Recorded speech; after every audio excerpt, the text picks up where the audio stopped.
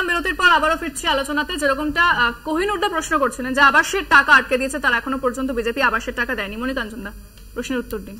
না, আবাসের টাকা দেয়নি, যে আমি এই তথ্যগুলো দিলাম, এই তথ্যগুলো কোনো জায়গা থেকে মন গড়া টুকে এনে দিনি। আপনারা আমাদের ওয়েবসাইটে গেলেও, ভারতীয় জনতা পার্টি বা ইন্ডিয়ান গভর্নমেন্টের ওয়েবসাইটে গেলেও আপনি এই তথ্যগুলো পাবেন ডকুমেন্টেড। আর যেটা দেওয়া হয়নি সেটা তো হিসেব দেয়নি। নরেন্দ্র মোদী তো জমিদার নয়, রাজা নয়, সম্রাট নয়, তাকে তো হিসেব দিতে হবে। তৃণমূল কংগ্রেস ভাবছে আমাদের জনগণ ভোট দিয়েছে, আমরা যা ইচ্ছা তাই করবো, আর তার জন্য দেখছেন ঘর ভর্তি টাকা পাওয়া যাচ্ছে। তো নরেন্দ্র মোদীজি কি বলেছেন যে তোমার ইউসি দাও, ইউটিলাইজেশন সার্টিফিকেট দাও, টাকা নাও। তোমরা দীর্ঘদিন ধরে ইউটিলাইজেশন সার্টিফিকেট দেবে না, আর শুধু স্টেজে দাঁড়িয়ে কথা বলবে।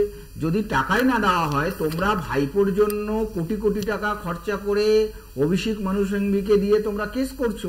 তো তোমাদের যদি আবাস যোজনায় 100 দিনের টাকা, তোমাদের প্রাপ্য টাকা যদি না দেওয়া হয়, তোমরা কোর্টে যাচ্ছ না কেন? কোর্ট তো খোলা আছে, তো সেখানে গিয়ে কেন দাবি করছো না? অ্যাকচুয়ালি ইউটিলাইজেশন সার্টিফিকেট দেবে না, তারা হিসেব দেবে না, কিন্তু আমার টাকা চাই, আর টাকা দিয়ে টাকার অর্ধেক চলে যাবে ওখানে তৃণমূল নেতাদের কাছে। সুতরাং এই কারণে বলছি, আমি লাস্ট শেষ করছি, যে বিষয় হচ্ছে যে টাকা দেওয়ার জন্য তো বসে আছে, কেন টাকা দেবে না? অন্য কোনো রাজ্যের তো এরকম বেশি টাকা আটকে নেই, অন্য অবিজেপি শাসিত রাজ্য তো আরো রয়েছে। একমাত্র মমতা ব্যানার্জির এত ক্ষোভ, কারণ এখানেই সব থেকে বেশি টাকা উদ্ধার হয়েছে। তাই কারণে বলছি, যদি কোহিনুরদের যদি অসুবিধা হয় কোর্টে যাক, হিসেব দিক, সেই উত্তরটাই চাইবো কোহিনুরদের কাছে। না, আমি তো বলছি 2015 সাল অব্দি টাকা এসছে, 16 সালের পর 17 সালে আবাস প্লাসের সার্ভে হয়েছে, তারপর থেকে আর টাকা আসেনি। তো 2015 সাল অব্দি ইউটিলাইজেশন দেওয়া আছে, এবং এরা ইউটিলাইজেশন চাইছে 2002 সালের ইউটিলাইজেশন। 2002 সালের ইউটিলাইজেশন এখন কোত্থেকে দেওয়া হবে?